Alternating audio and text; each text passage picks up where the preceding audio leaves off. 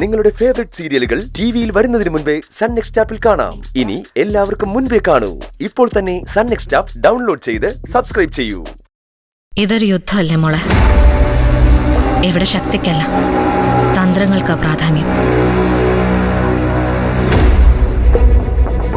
തൽക്കാലം നീ അമ്മയെ അനുസരിക്കുന്നത് പോലെ അഭിനയിക്കണം. അപ്പ എല്ലാം ശരിയായി നമ്മ കരുതിക്കോളും. എന്നിട്ട് കല്യാണം നടക്കില്ല. അതിനു മുൻപ് ശരത് ആരാണെന്നുള്ള സത്യം നമ്മൾ പുറത്തു കൊണ്ടുവരും.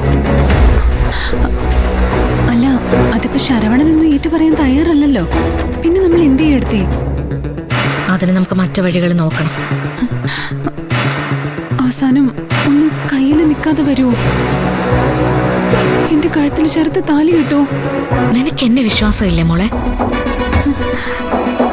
അവന് കെട്ടാൻ വേറെ പലരെയും കിട്ടും, പക്ഷെ നീ അതിനുള്ളതല്ല.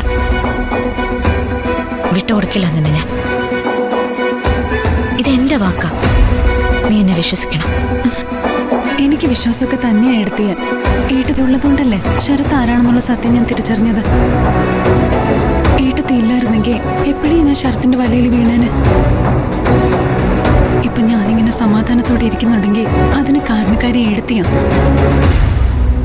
ആ നന്ദിയും കടപ്പാടും എന്നും ഉണ്ടാവും ഏട്ടത്തി എനിക്ക്. ഒരു വശത്തുകൂടി അവനെ പൂട്ടാനുള്ള തന്ത്രങ്ങൾ നമ്മൾ മെനയും, മറുവശത്തുകൂടി കല്യാണം നടക്കും എന്നൊരു തോന്നലുണ്ടാക്കിക്കും. ആദ്യം പറഞ്ഞതായിരിക്കും അവസാനം നടക്കാൻ പോകുന്നത്.